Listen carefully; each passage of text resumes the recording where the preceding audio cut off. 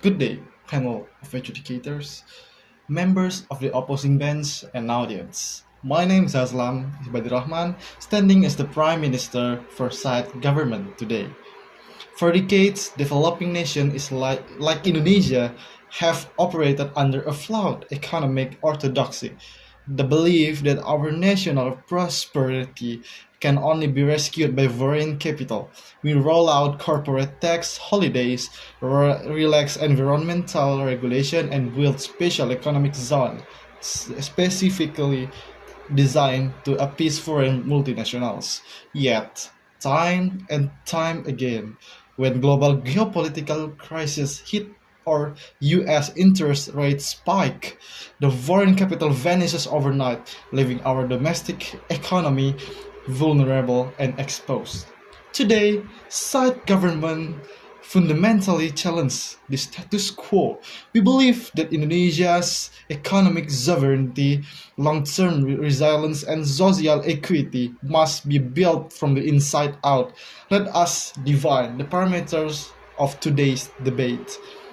The first the first is supporting SMEs, means prioritizing state fiscal bandwidth, microcredit schemes such as QUR, and attracting FDI prefer QER and regulatory protection and digital upscaling for local micro, small and medium enterprise. And second, attracting FDI refers to policy prioritization focus on corporate tax concessions, special economic exemption and market relaxation aimed at foreign multinational corporations.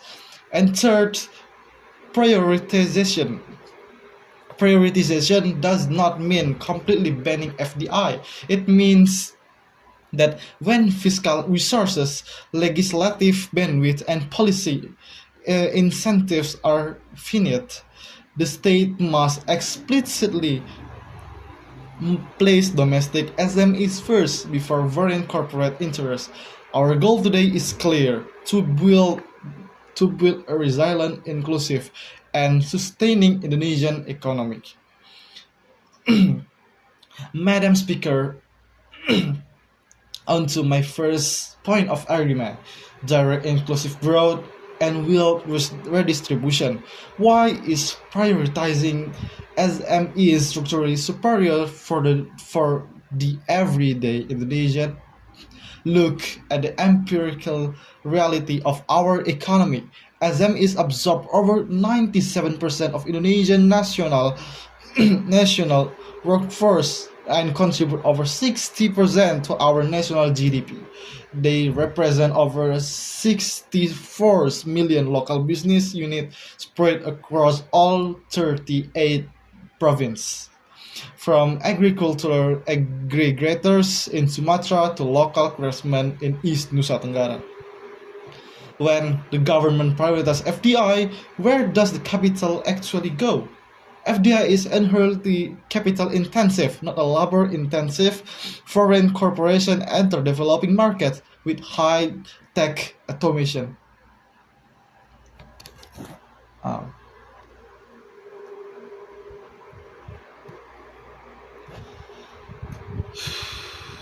Specialized machinery and experienced management teams. The wealth generated by FDI stays heavily conce- concentrated among urban elites, financial intermediaries, and foreign shareholders. Conversely, when the state prioritizing SMEs by expanding low-interest credit, subsidizing local supply chain infrastructure, and protecting local retail markets, the economic multiplier is immediate and direct. Every rupiah invested into SME goes directly into the hands of local works, raising domestic purchasing power, reducing national Gini ratio, and directly lifting millions out of poverty. Government's fundamental moral and economic duty is empower its own majority population, not to serve foreign corporate boards. Madam Speaker, my second argument focuses on economic resilience and capital retention. There are two critical mechanics here: capital flight versus local reinvestment. First, FDI is notoriously volatile. Foreign investors operate purely on global profit margins. The moment foreign interest rates rise or geopolitical tension escalate, foreign capital flees developing markets in an instant, a phenomenon we witnessed during the 1997 Asian financial crisis and the 2028 global crash. Relying on FDI leaves Indonesia's macroeconomy hostage to external shocks that our government cannot control. SMEs, on the other hand, are Indonesia's true economic shock absorbers. During the 1998 crisis, the recent COVID-19 pandemic, while foreign corporations downsized the pool of capital, local SMEs sustained domestic consumption and kept food the table for millions. They stayed because their livelihoods and roads are fundamentally grounded in Indonesia. Second, consider profit repatriation. When a foreign multinational succeeds in Indonesia, a massive portion of its net profit is legally transferred back to its parent country. This creates a perpetual drain on our national wealth. In stark contrast, when an Indonesian SME succeeds, 100% of its profits remain within the domestic economy. SME owners spend their profit at local markets, reinvestment the regional supplier, and pay local taxes, creating a permanent domestic economic cycle. Before you ask, no, SMEs are not trapped in low productivity forever. When given state priorities, SMEs aggregate, digitize, and scale into medium-sized regional explorer. The opposition will argue that Indonesia needs FDI to technological transfer, but the technology transfer through FDI is an illusion if local industry lack the capacity to absorb it. Without a strong domestic SME base, foreign factories simply turn Indonesian workers into low-wage assembly line operators. By strengthening SMEs first, we build domestic innovation capacity and expand our industrial base and increase our bargaining power. Only then we can negotiate with foreign investors on our terms rather than begging for foreign crumbs. For an inclusive, resilient, and sovereign Indonesia, we are proud to propose. Good day, panel of educators. My name is Rahman. Members of the government bench and audience, good day, everyone. Standing, and I am standing as the leader of opposition today. Said government comes to this debate with a romanticized, nostalgic vision of small business, but they ignore the fundamental economic reality. An economy relying primarily on low-tech, fragmented, small-scale business is an economy condemned to low productivity, stagnant wage, and perpetual middle-income trap. Side opposition agrees that SMEs are important, but we believe that to truly transform Indonesia into a high-income developed nation by 2045, we must prioritize foreign direct investment. FDI provides the massive capital, cutting-edge technology, and global supply chains integration that domestic SMEs simply cannot generate on their own. Our goal is clear: to build high-tech, globally competitive, and modernized Indonesian economy. Let us address the fundamental flaws in the Prime Minister cases. First, the PM claims that FDI only ensures urban elites while SMEs leave people out of poverty. This is factually incorrect.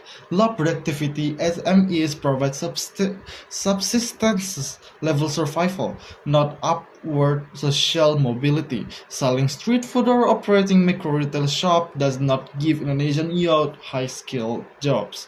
Engineering expertise or sustainable career growth, FDI in manufacturing, EV batteries, and technology create high-paying industrial jobs that permanently leave families into the middle class. Second, the PM argues that FDI causes capital flight while SMEs stay. But why does capital flee? Capital flees when a country lacks modern infrastructure, transparent regulation, and industrial scale. Prioritizing FDI forces our government to modernize our legal and physical infrastructure, making our entire economy structurally stronger.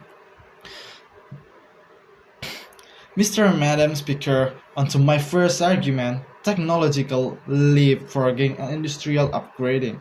Why is FDI indispensable for Indonesia's future?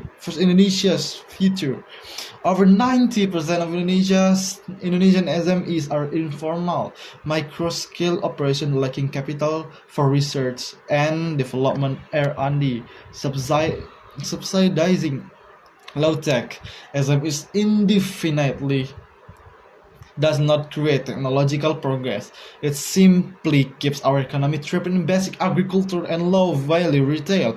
To escape the middle-income trap, Indonesia needs high-value industrial manufacturing, such as semiconductor assembly, electric vehicle battery processing, renewable energy grids, and pharmaceutical development. These sectors require billions of dollars in upfront capital, complex patents, portfolios, and specialized technical expertise. The combination of small domestic macro loans can fund a a $5 billion nickel smelter or a solar panel manufacturing hub.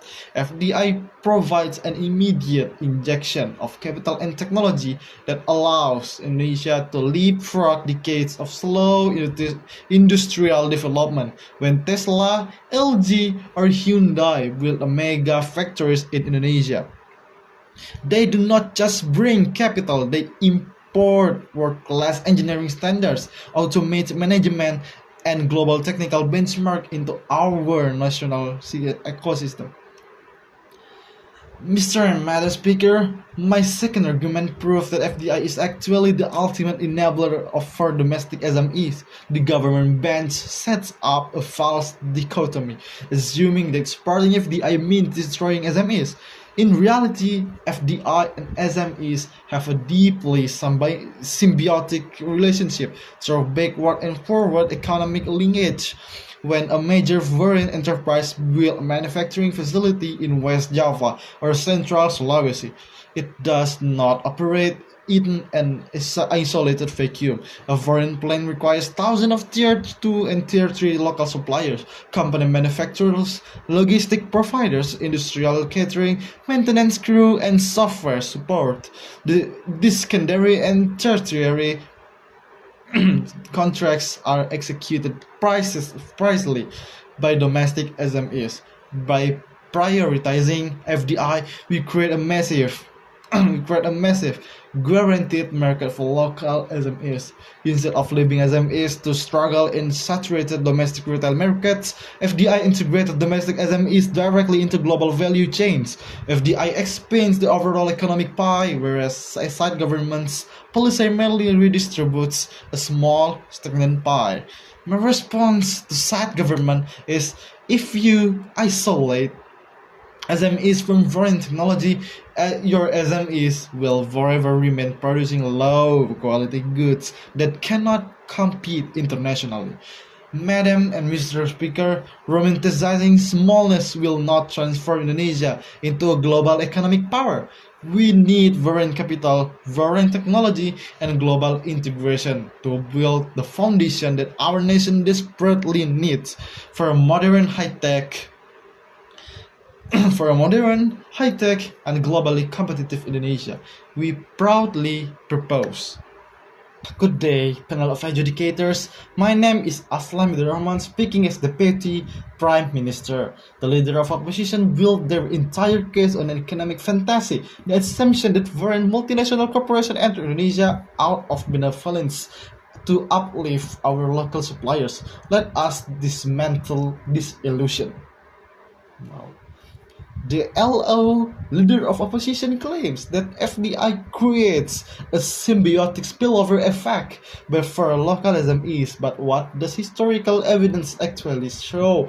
In developing nations, when unconstrained foreign multinationals enter developing markets, they bring their own supply chains with them. A foreign automotive or tech giant does not hire local Indonesian SMEs for high-value components. They import components from their existing home country partners and relegate Indonesian SMEs to bottom-tier, low-margin tasks like janitorial service and basic packaging.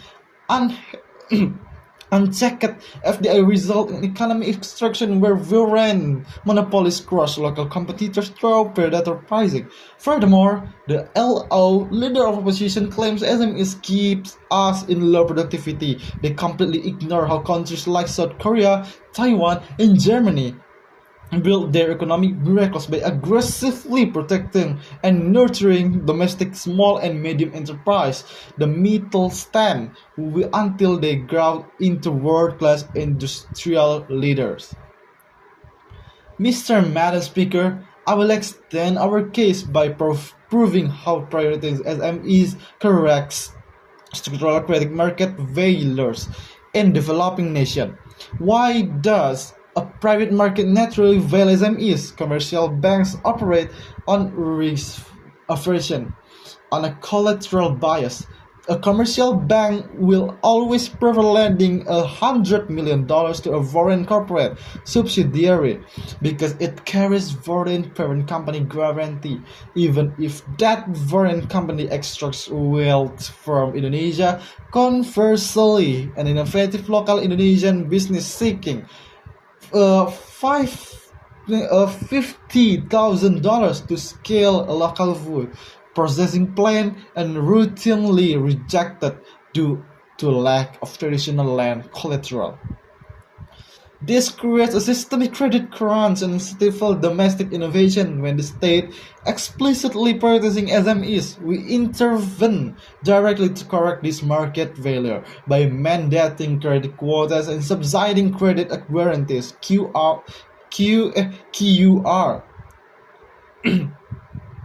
and building a state-backed digital credit scoring platform. We unlock the pent-up entrepreneurial capacity of millions of Indonesians. This allows small locals enterprises to transition into medium and large domestic corporations naturally, creating sustainable homegrown industrial giants. Mr. Madam Speaker, my second substantive point addresses decentralized regional equity. Look at the geographic distribution of FDI versus SMEs in Indonesia. Foreign investment is fundamentally centralized and enclave-based. Foreign capital flows almost exclusively into highly developed urban centers. In Java, specific resource extraction enclaves in Morowali and Wada Bay. FDI creates localized economic bubbles that inflate local living costs, while leaving 80% of Indonesians' geography completely untouched. In contrast, SMEs exist originally in every single village, district, and regency across the archipelago, supporting local agriculture, cooperative in Sumatra, coastal fisheries in Maluku, and local manufacturing in Kalimantan distributes national wealth across the entire country. Prioritizing SMEs is the only viable policy mechanism to reverse the historic Java-centric economic divide and achieve genuinely regional autonomy and equitable development. To the opposition, you talk about high-tech EV factories, but how does an EV factories in Java have an an agricultural farmer in NTT, SMEs provide immediate nationwide economic survival. Let us wait to the to the true size of this debate.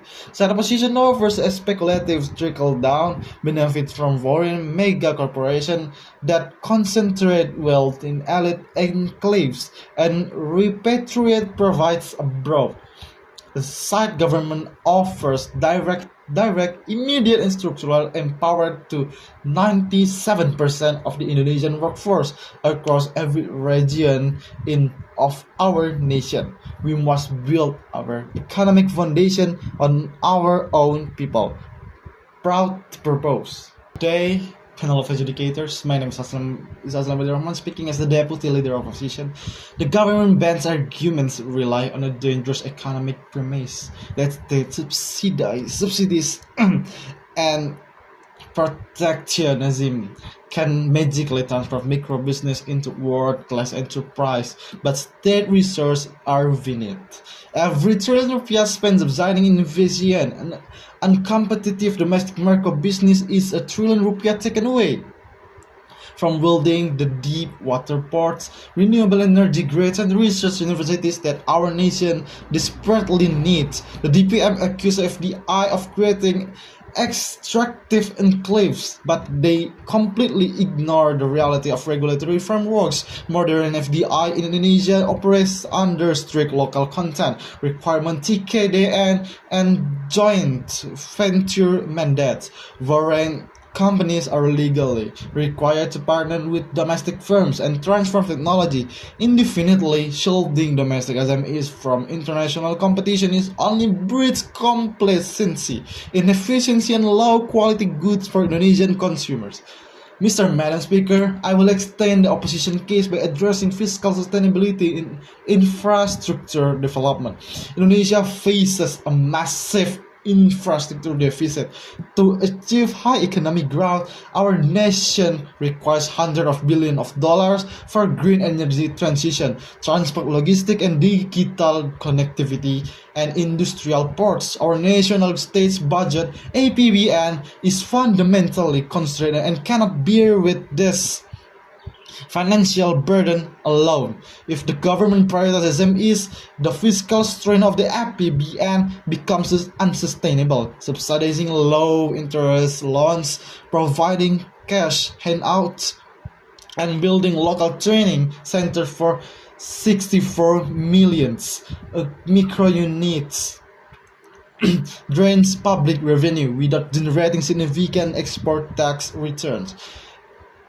FDI provides off-budget private capital for an investor build renewable energy plants, construct toll roads, and establish high-tech manufacturing hubs using foreign private equity.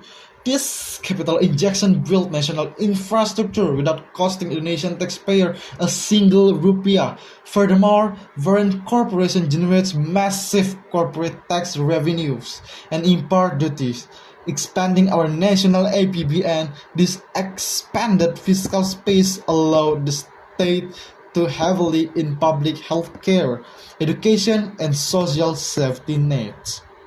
Mr. Madam Speaker, my second substantive point focuses on macroeconomic stability and foreign exchange reserve. Consider Indonesia's current account deficit and currency vulnerabilities.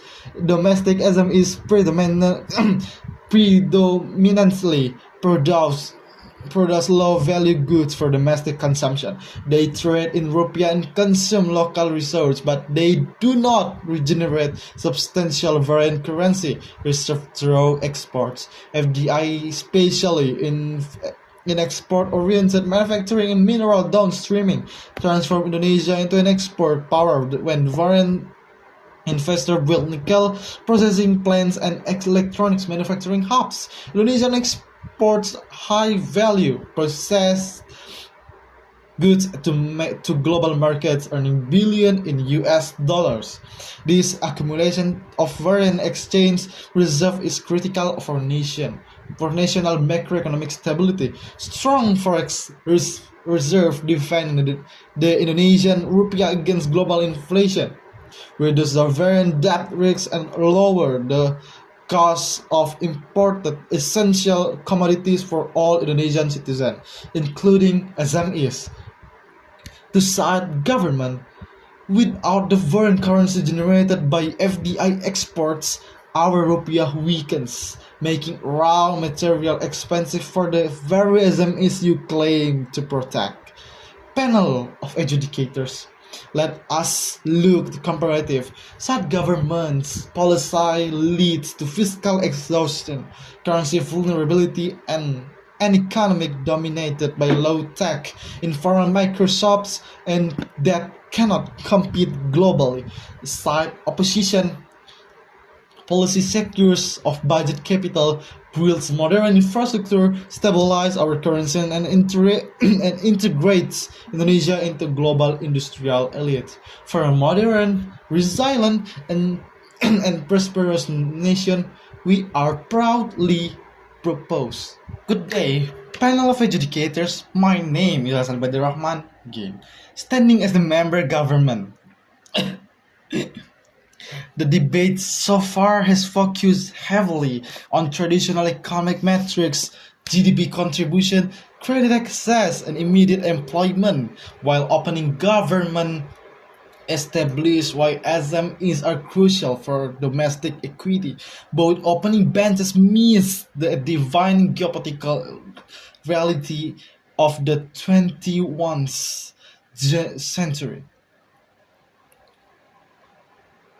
Opening opposition assumes that peaceful friction in global economic while foreign multinationally freely share technology and maintain stable supply chains. This assumption is dangerously outdated. We live in an era characterized by weaponized threat, global supply chain disruption, escalating superpowers rivalries, and economic sanctions. As closing government, we bring a critical debate winning extension, geopolitical sovereignty, supply chain autonomy, and national security. Mr. and Madam Speaker, why is relying on FDI is severe national security liability during global crisis, when a nation's critical industries such as pharmaceuticals, food processing, energy, logistics, and basic manufacturing are dominated by foreign direct investment. National policy becomes hijacked by foreign corporate interests and foreign state pressure. Consider what happens during global shocks. When global conflict erupt or export restriction and imposed by foreign governments, foreign multinationals operating in Indonesia prioritize their home countries' national security mandates over Indonesia's domestic needs. We saw this stark reality during global crisis. Foreign manufacturers diverted essential medical supplies, processing equipment and basic goods back to their headquarters, leaving developing nations stranded by by explicitly prioritizing domestic SMEs. Indonesia builds localized, autonomous, and self-sufficient supply chains. The first one is food sovereignty, supporting local agricultural SMEs, regional food processor, and domestic distribution network ensures that Indonesia can feed its population independently of foreign shipping cartels and volatile import dependencies. The second one, industrial autonomy, nurturing domestic small-scale chemical, textile, and tool manufacturers ensures that our national production machinery keeps running even the global trade routes collapse. The third, policy independence. A government whose economy is anchored by domestic SMEs can make independent foreign policy decisions without fear of foreign capital retaliation or sudden corporate flight. National security in the 21st century is not merely about tanks and military defense, it's about economic self-reliance. Prioritizing SMEs guaranteed Indonesia retains total sovereign control of its vital economic lifeblood. My answer to the closing opposition. Foreign grain capital comes with political strings attached. Local SME innovation guarantees long-term energy independence. Upon it, government proved that SMEs help with local employment and domestic consumption. However, closing government taxes, this analysis is to higher strategic level. We proved that prioritizing SMEs is an absolute prerequisite for national survival, and sovereign autonomy is an unstable geopolitical event. If FDI promised higher short-term GDP numbers, that growth is meaningless. If our country can be destabilized at any moment by foreign state decision, a nation that depends on foreign corporation for its core economic survival is a nation operating on borrowed sovereignty. We must secure our own foundation. Proud to propose.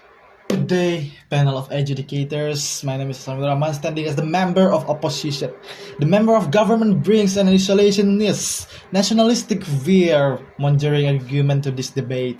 They claim that in unstable world, Indonesia must retreat inward and rely on small local suppliers. But complete economic isolation is the modern era is an economic death sentence.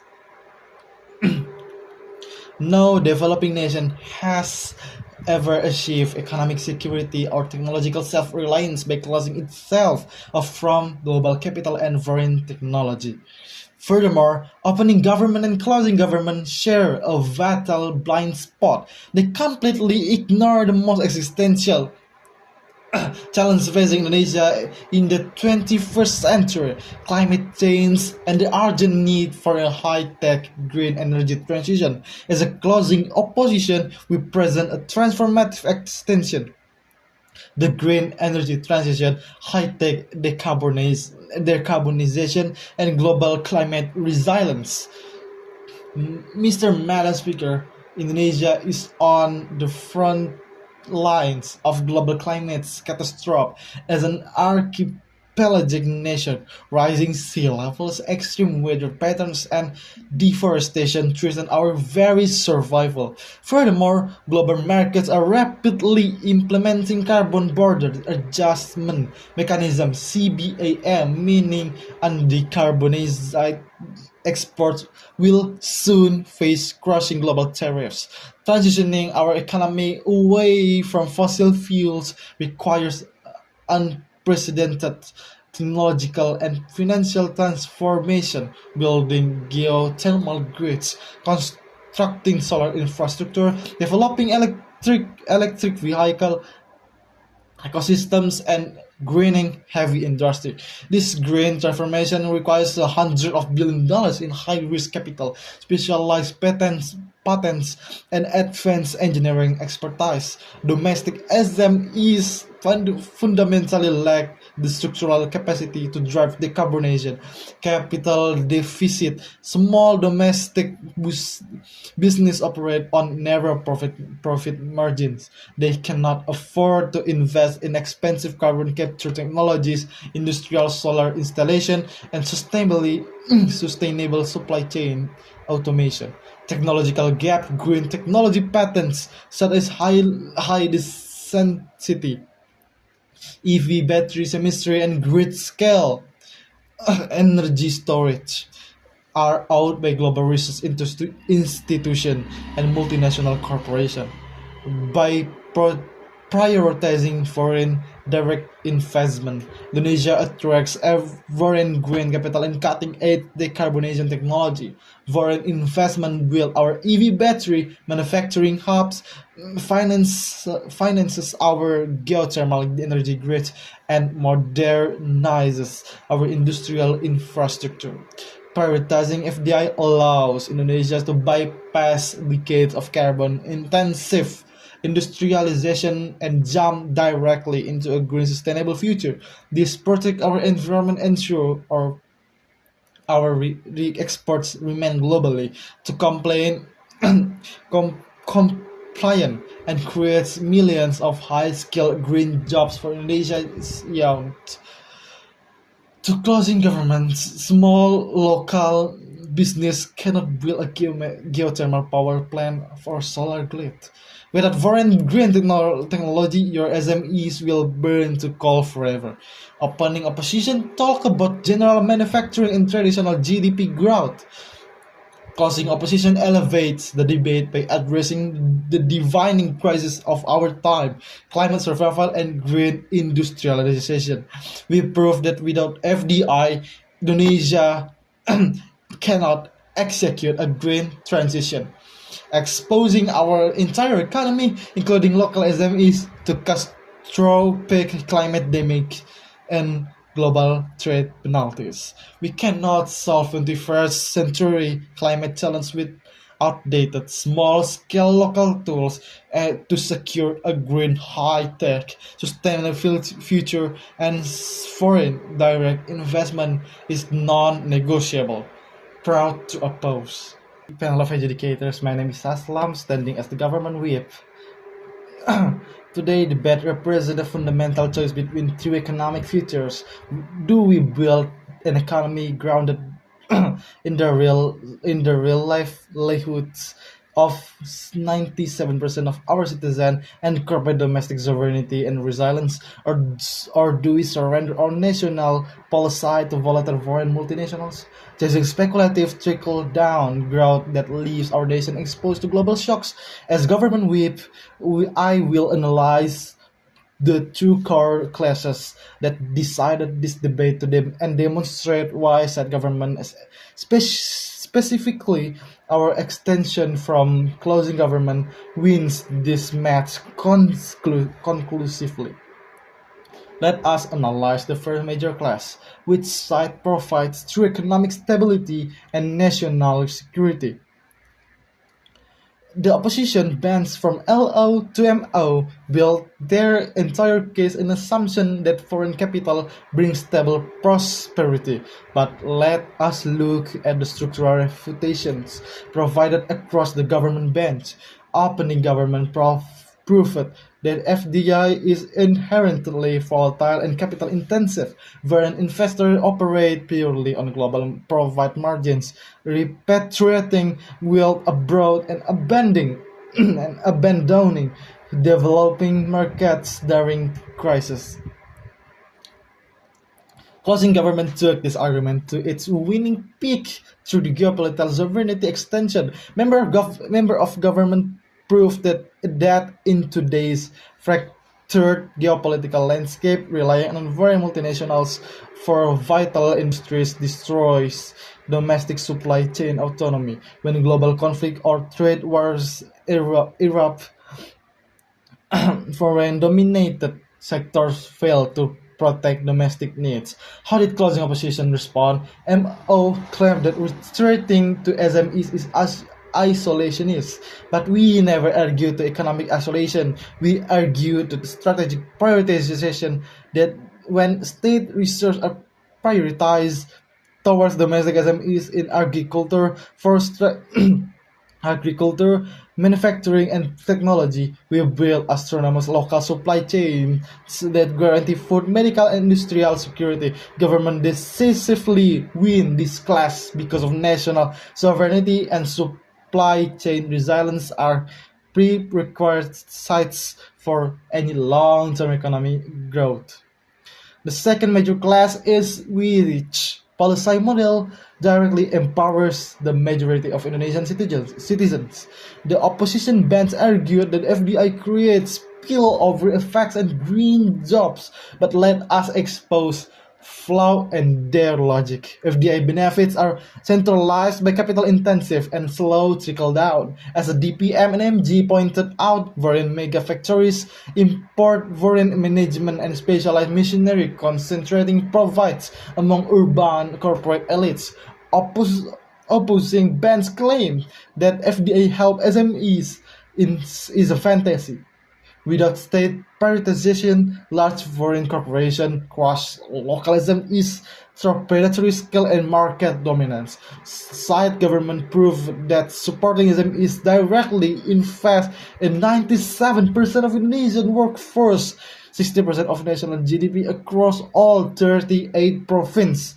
Every rupiah allocated to SMEs microcredit, KUR, digital upskilling, and local market protection immediately boost purchasing power, narrows regional inequality between Java and Outer Island, that directly eliminates poverty. Closing opposition claim that SMEs cannot drive green transition, but domestic SMEs, when backed by state research prioritization, execute localized green initiatives such as sustainable agriculture, local waste recycling, and decentralized solar adoption that directly benefit rural communities without creating foreign debt dependencies. Panel of educators cite government has delivered a consistent multi-layered case. We have proven that prioritizing SMEs protect national sovereignty, build permanent domestic wealth, and guarantees equity for 97% of our people. For a sovereign, fair, and self-reliant Indonesia, said government firmly take this debate. Good day, panel of educators. My name is Aslam Rahman, standing as the opposition whip. The government bench has spent this entire debate presenting the false moral crusade, characterizing FDI is as evil foreign exploitation and SMEs as romantic panacea. But moral rhetoric cannot alter fundamental economic laws. Protecting smallness at the expense of industrial scale guarantees that Indonesia will remain structurally stagnant and technologically backwards and environmentally vulnerable. As opposition whip, I will evaluate the two decisive classes in today's debate and prove why side opposition encore by closing opposition green transition extension wins this debate.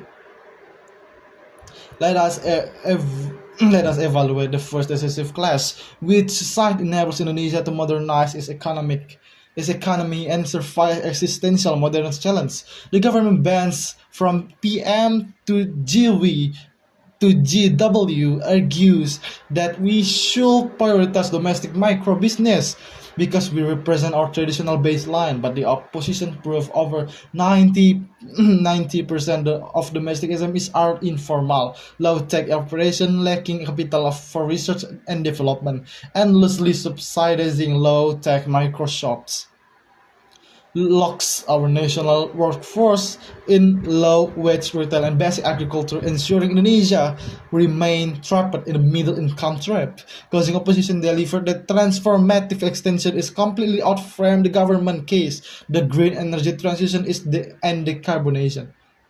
Member of opposition prove that fighting climate change, that complying with global carbon tariffs requires hundreds of billion dollars and advanced green technology, geothermal grids, and EV ecosystem. What was the government whip's response to this? GW claimed that SMEs can do local recycling.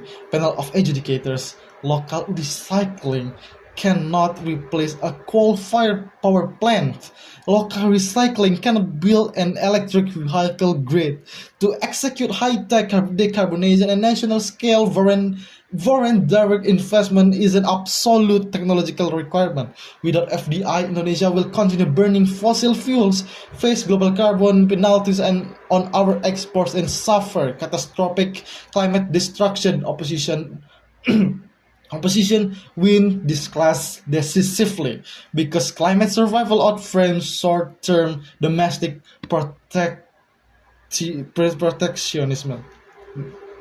The second class is what is the most sustainable way to empower domestic business. Said government claims that prioritizing FDI destroys SMEs. We completely dismantle this false dichotomy across our bench. Opening opposition and deputy leader of opposition prove the symbiotic anchor tenant model, where direct investment does not kill the SMEs It provides the massive market demand that SMEs need to thrive. When the foreign multinational builds an industrial complex in Indonesia, it requires thousands of domestic SMEs for logistic, components, maintenance, and regional service. Prioritizing FDI expand the overall economic pie, integrating domestic SMEs into high-value global supply chains. Furthermore, SDLO proof FDI provides of budget private capital for national infrastructure by attracting foreign investors to build our ports, highways, and energy grids. We preserve national tax revenue (IPBN) to spend the public health, education, and social safety nets. Side government's policy lead to fiscal exhaustion, currency devaluation, and an isolated, low-tech economy. Side opposition policy builds modern infrastructure, stabilizes our currency, drives green technological transition, and elevate Indonesian business onto the global stage. Panel of educators. We cannot build a developed, high-tech, and climate-resilient nation by shrinking our ambitions. We must look forward, embrace global capital, and build competitive Indonesia. Side opposition unequivocally wins this debate. Thank you.